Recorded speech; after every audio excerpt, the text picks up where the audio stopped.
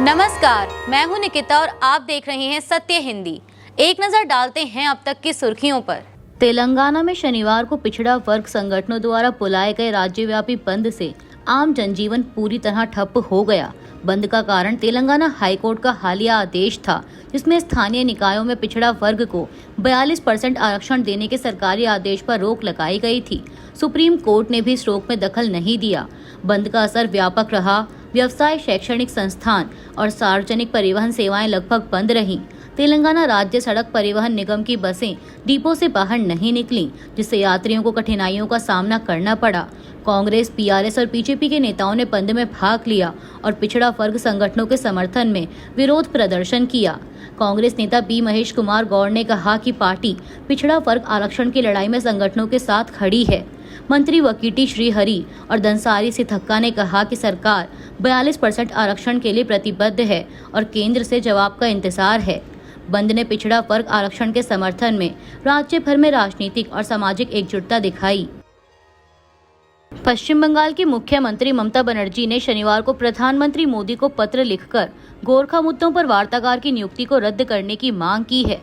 बनर्जी ने कहा कि सेवानिवृत्त आईपीएस अधिकारी पंकज कुमार सिंह को पश्चिम बंगाल सरकार से परामर्श किए बिना गोरखालैंड प्रादेशिक प्रशासन यानी जीटीए से जुड़े मामलों पर वार्ताकार नियुक्त किया गया, जो सहकारी संघवाद के विपरीत है।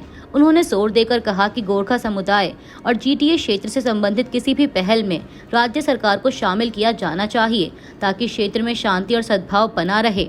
बनर्जी ने याद दिलाया कि जीटीए का गठन 18 जुलाई 2011 को भारत सरकार, पश्चिम बंगाल सरकार और गोरखा जनमुक्ति मोर्चा के बीच त्रिपक्षीय समझौते के तहत हुआ था, जिसका उद्देश्य पहाड़ी क्षेत्रों के विकास और गोरखाओं की जातीय पहचान की रक्षा करना था।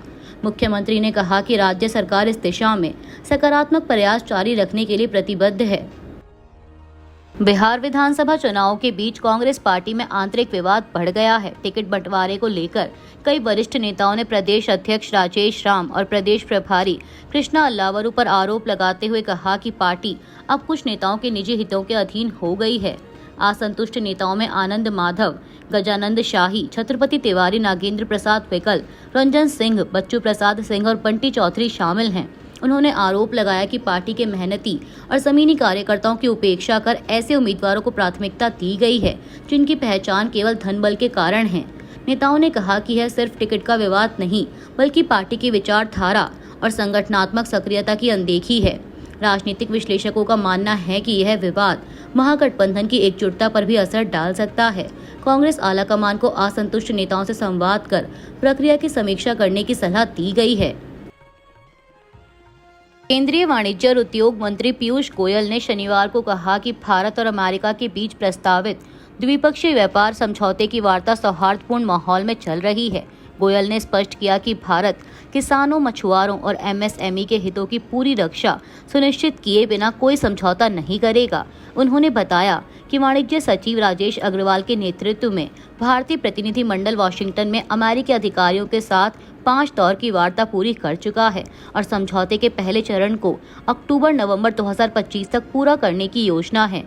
गोयल ने बताया कि वित्त वर्ष 2025-26 के अप्रैल-सितंबर में भारत के वस्तु और सेवा निर्यात में 5% की वृद्धि हुई है। उन्होंने जीएसटी सुधारों को अर्थव्यवस्था के लिए लाभकारी बताया और कहा कि इससे निवेश और मांग में वृद्धि होगी तथा उपभोक्ताओं तक सभी लाभ पहुंचेंगे। बांग्लादेश की राजधानी ढाका के हजरत शाहजलाल अंतर्राष्ट्रीय हवाई अड्डे के कार्गो सेक्शन में शनिवार दोपहर लगभग 2:30 बजे आग लग गई, जिससे हवाई अड्डे पर उड़ानों का संचालन रोक दिया गया।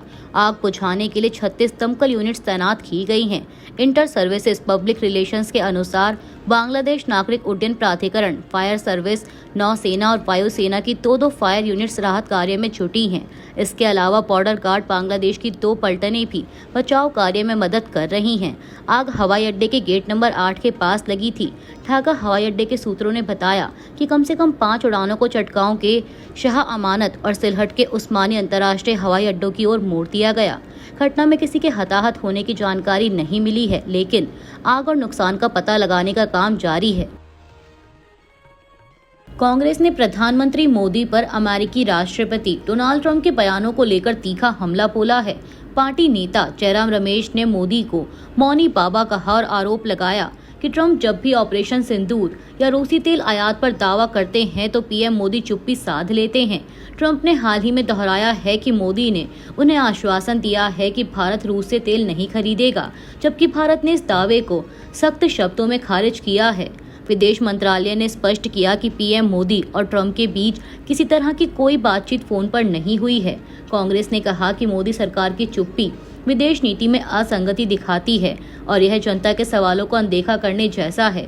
वहीं मोदी सरकार की ओर से अब तक इस विवाद पर कोई आधिकारिक प्रतिक्रिया नहीं आई है।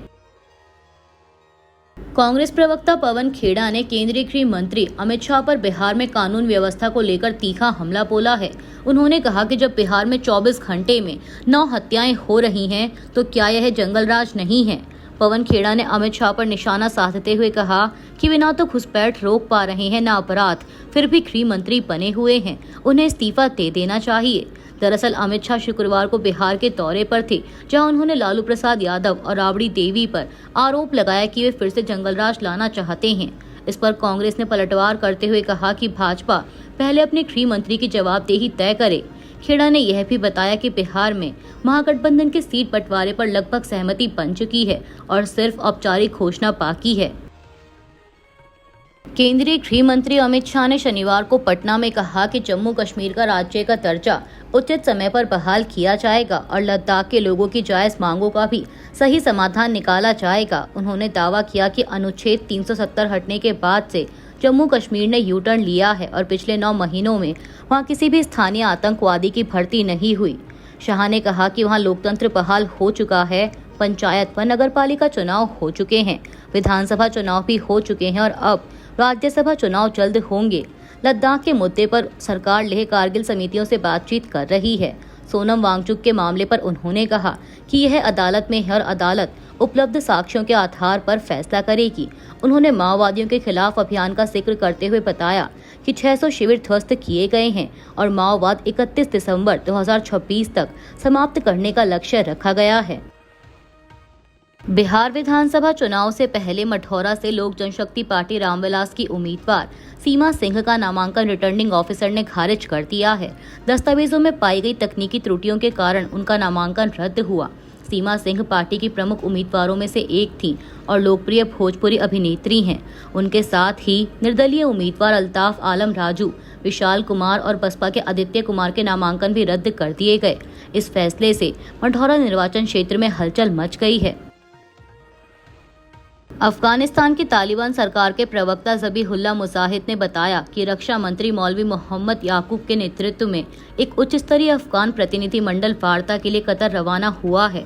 उन्होंने सोशल मीडिया प्लेटफॉर्म एक्स पर कहा कि शुक्रवार की रात पाकिस्तानी सेना ने अफगानिस्तान के पक्तिका प्रांत के नागरिक इलाकों पर हवाई हमले किए, जिसमें कई लोगों की मौत और कई लोग घायल हुए। मुजाहिद ने इन हमलों को अफगानिस्तान की संप्रभुता का उल्लंघन बताया और कहा कि देश को जवाब देने का पूरा अधिकार है। वहीं पाकिस्तानी सुरक्षा सूत्रों ने दावा किया कि हमले में हाफिज कुल बहादुर समूह के ठिकानों को निशाना बनाया गया।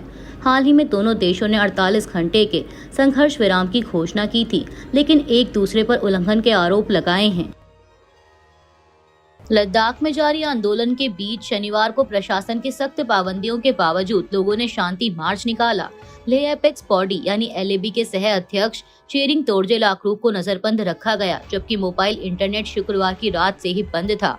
केंद्र सरकार ने 24 सितंबर की हिंसा की न्यायिक जांच का आदेश दिया है, जिसकी अगुवाई सुप्रीम कोर्ट के रिटायर्ड जज BS चौहान करेंगे। इस घटना में 4 लोगों की मौत और करीब 100 लोग घायल हुए थे। प्रशासन ने लेह और करगिल में BNS की धारा 163 के तहत रैली और मार्च पर प्रतिबंध लगाया था, लेकिन लोग सड़कों पर उतर आए और सेंट्रल पॉइंट नमगयाल चौक पर शांति मार्च किया। नेताओं ने पूरे लद्दाख में शाम 6 से 9 बजे तक ब्लैकआउट का आह्वान किया ताकि हिंसा के पीड़ितों को श्रद्धांजलि दी जा सके। LAB राज्य का दर्जा, नौकरियां और पर्यावरण संरक्षण की मांग पर आंदोलन चला रहा है। करगिल में भी मुस्लिम और बौद्ध समुदायों ने मिलकर शांति मार्च में हिस्सा लिया। लद्दाख में तनाव का माहौल बना हुआ है। लखनऊ में ब्रह्मोस एरोस्पेस यूनिट के कार्यक्रम में रक्षा मंत्री राजनाथ सिंह ने शनिवार को कहा कि ऑपरेशन सिंदूर ने भारत की ताकत और आत्मनिर्भरता को दुनिया के सामने साबित किया है। उन्होंने चेतावनी दी कि अब पाकिस्तान की हर इंच जमीन ब्रह्मोस मिसाइल की पहुंच में है। राजनाथ सिंह ने बताया कि लखनऊ की यूनिट से जल्द पहली खेप मिसाइलों की डिलीवर की जा रही है। यह यूनिट 200 एकड़ में 380 करोड़ रुपए की लागत से बनी है, जहां हर साल करीब 100 मिसाइल सिस्टम तैयार किए जाएंगे। रक्षा मंत्री ने कहा कि भारत अब सभी मिसाइल पुर्जे देश में ही बनाएगा, जिससे विदेशी निर्भरता खत्म होगी। उन्होंने बताया कि ब्रह्मोस अब मेड इन इंडिया से आगे बढ़कर एक ग्लोबल ब्रांड बन चुका है और फिलीपींस को निर्यात का अनुबंध हो चुका है। राजनाथ सिंह ने सीएम योगी आदित्यनाथ की भी सराहना की और कहा कि यूपी अब रक्षा और तकनीकी विकास का नया केंद्र बन गया है। अभी के लिए इतना ही। बाकी की देश दुनिया की बड़ी खबरों के लिए जुड़े रहिए सत्य हिंदी के साथ।